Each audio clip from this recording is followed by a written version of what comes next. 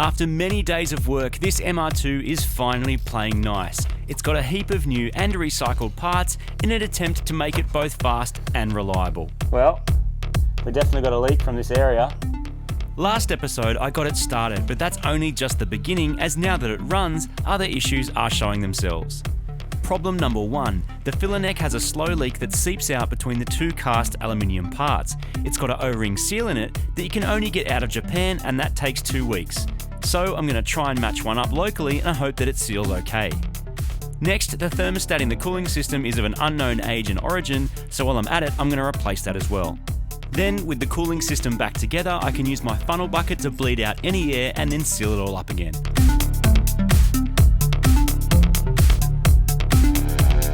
MR2s are known to have issues with engine bay heat, as you don't have the air rushing in from the front of the car.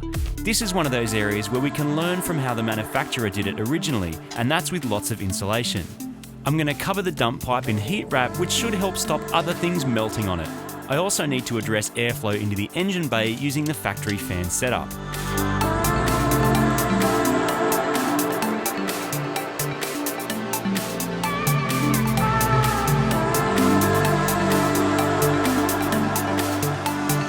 Now that the dump pipe is sorted, I need to figure out the rest of the exhaust. I got this mad JDM 70mm exhaust I picked up secondhand, but it doesn't fit.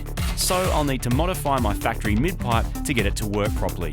That involves cutting off the heat shields and then cutting the pipe at an appropriate spot.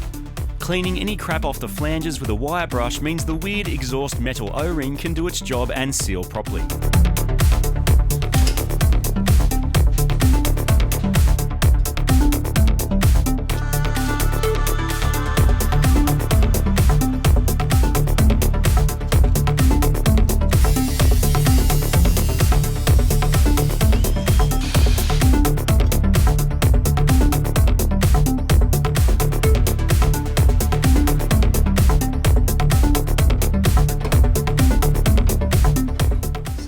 Nowhere near fitting.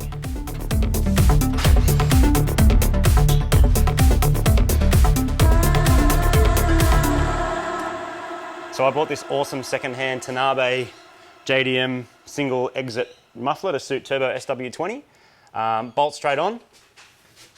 So I just modified that mount a little bit to make it slide in. That's how it's fitting. So as you can see, bolt-on parts, reliable as. That doesn't work at all. So being that this exhaust, I mean, it was pretty cheap. So I think I'm just going to have to cut it up and just make it work somehow, because that is a total and utter mess. Or just make an exhaust. I don't know, I got like way on the 36 hours or something now. It's got to be on the dyno in like less than 24, and then we're on the track a day after that. So I'm out of options. The best I'm going to be able to do with the time and resources I have is to flip the muffler to the other side of the car and then adapt the pipes to fit. It's not pretty, but it should get the job done.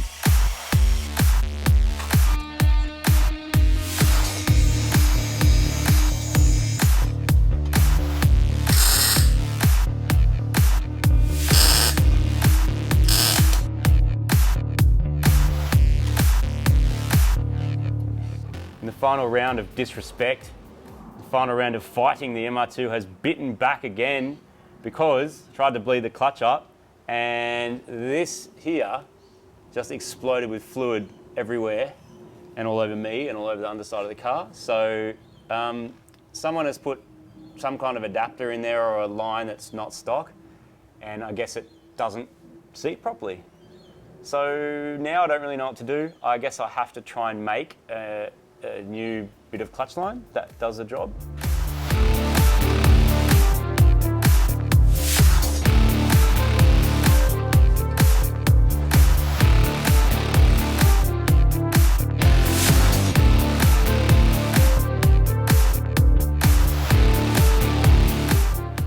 Nah, it's wrong threads, man.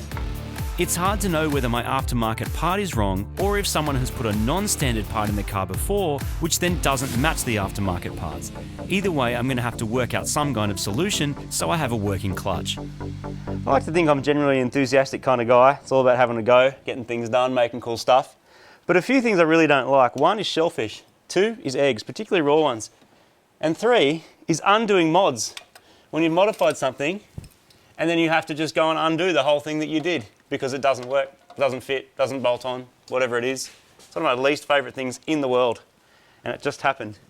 So factory clutch slave's going back on because nothing fits, so I've just got to make it as factory as I can and cross my fingers that it doesn't leak.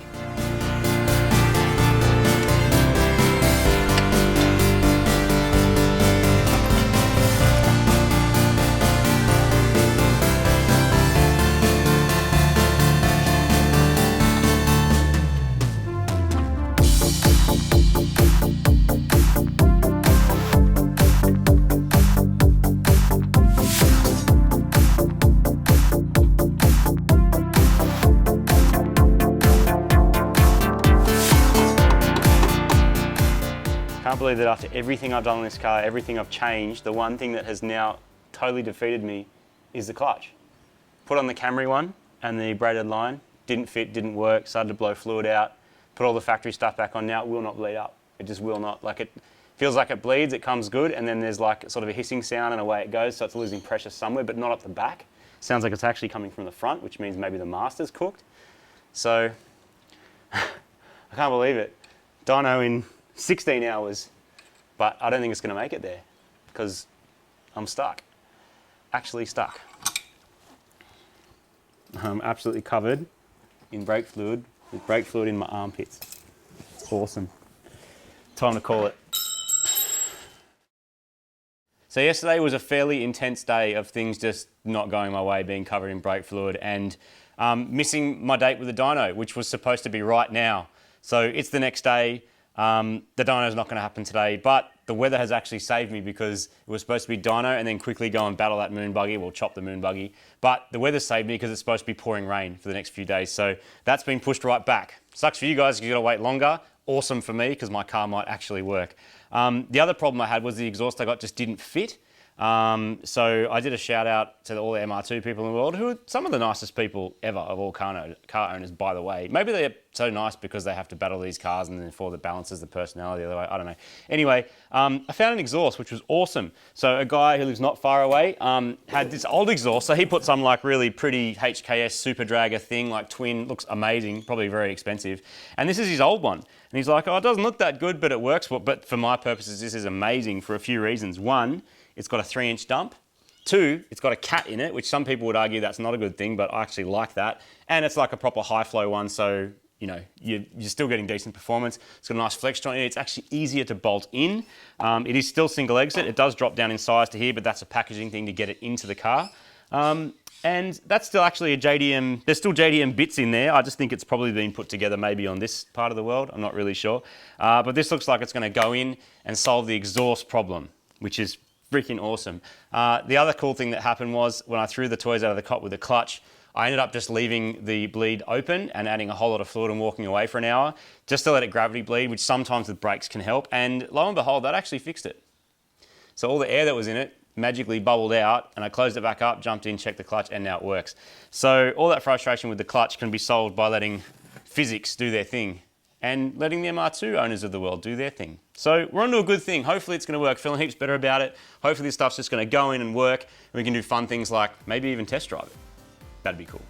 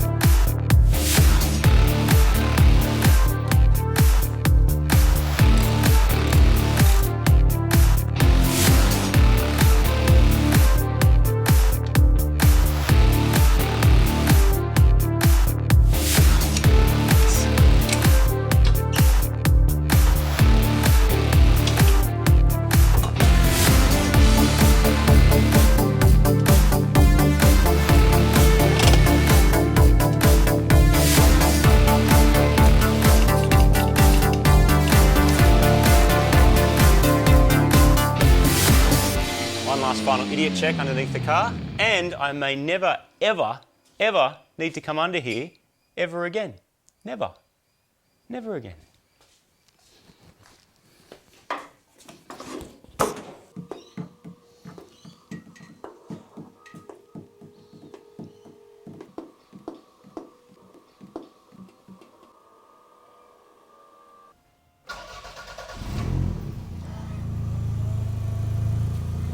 Sounds good. Sounds like it's got a leak.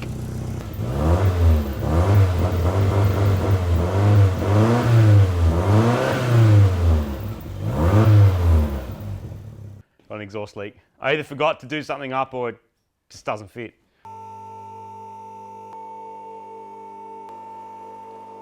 What a dickhead. An often overlooked part of turbo upgrades is supporting the things. They are heavy, and hanging the turbo and dump off the manifold without any other support can cause issues. It happened on my Turbo MX-5, which caused me to lose a race with our S2000. That isn't going to happen again. The factory bracket won't fit my new turbo, but I am going to make a small bracket from the engine block over to the dump. With that done, the radiator mounts and boot lid can go back on, and I can turn the car around to get the bumper back in one piece.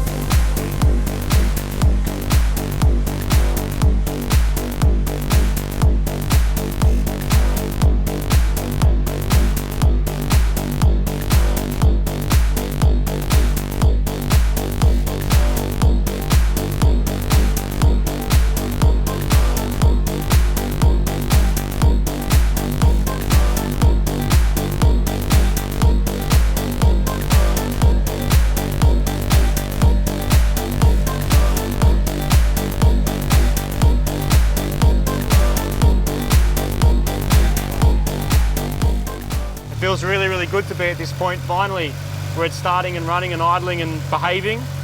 Not totally out of the woods, because if anything's going to leak out of it or fall out of it, now's the time. So I've got to get it hot, burp the cooling system, check on a few other things, but so far so good.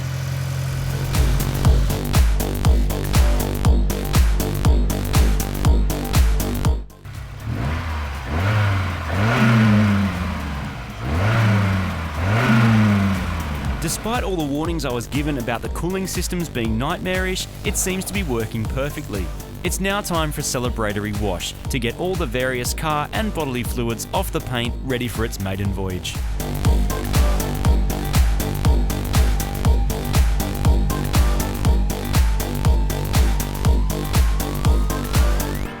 First drive, here we go, the MR2. It's on a base map. There's no proper tune in it. This is just what Scott has managed to put into the map from what's in his brain, assuming it's going to work, which is exactly what it's for. It's just for putting it around, making sure nothing's going to leak out of it. There's no real boost in it, but it will still dose. It sounds like a pigeon. I've never heard anything like it before. But it's driving, and it works, and the temperature's good. It just appears to be working. The shift is so much nicer as well. That's just fixed it. It was so rubbish before, and that's just made it nice to drive. And they are really nice to drive, I'll give them that. They're weird, they're really weird, never getting away from that. And this one still hates me, but it's really nice to drive. Let's get it to the dyno.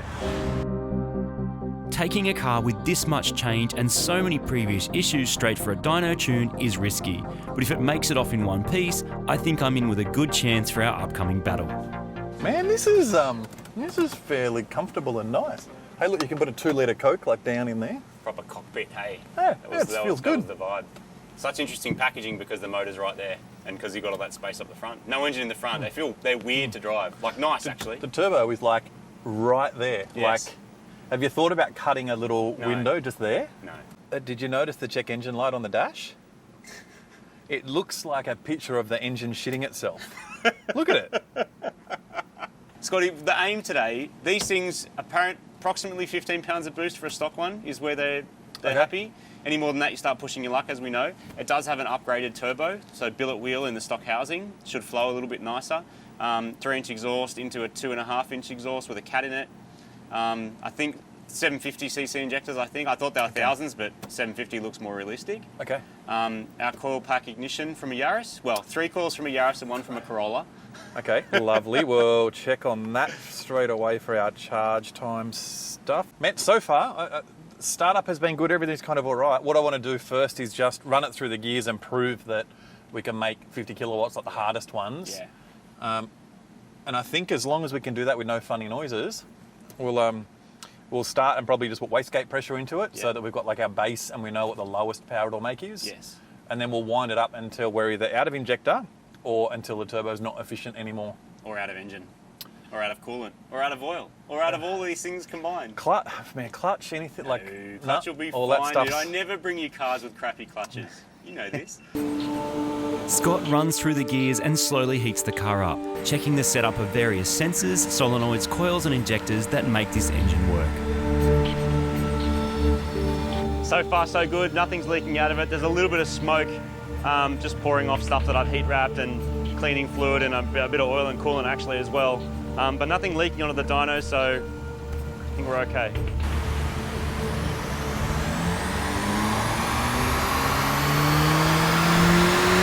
Scott starts to shape the fuel and ignition maps and attempts a power run. The car makes a solid 132 kilowatts, which means we're on the right track. Overall progress is really good. There's only one fail actually that I made, which was I accidentally wired the boost control solenoid to an earth instead of a power. So it wants power on one side and then the ECU grounds it to control it. I had it set up the other way. That's an easy fix. I just take it off the ground and put it on power, done. The car's made about 136 kilowatts on wastegate pressure. It's making a lot of smoke and stuff, mostly just crap burning off.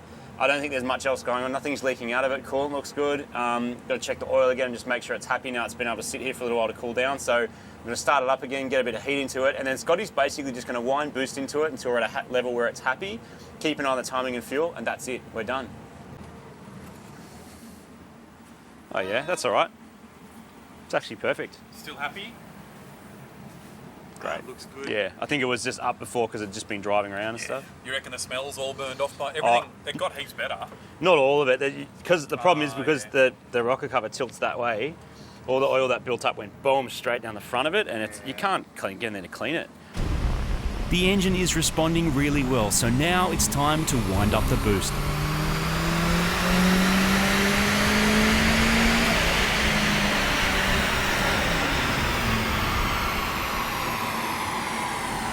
Can't argue with that. The MR2 has made 174.5 kilowatts at the rear wheels. And it does feel good. Call it a day, my friend. All That right. will be lovely. Let's... It's tempting to get greedy when you're on a dyno and keep hitting page up, but it also means instant disqualification if I don't even make it to our battle. That's our final power run? I think that's what we'll do. Great. We can do as many as you want. No, that's good. I've got 2 back to back. It's close enough. Thanks, Scotty. I'd give you a hug, but I'm not allowed. Yeah, no, very welcome. You're a legend. Thanks for coming over. Yep, done an amazing job as always. Thank you very much. Thanks, mate.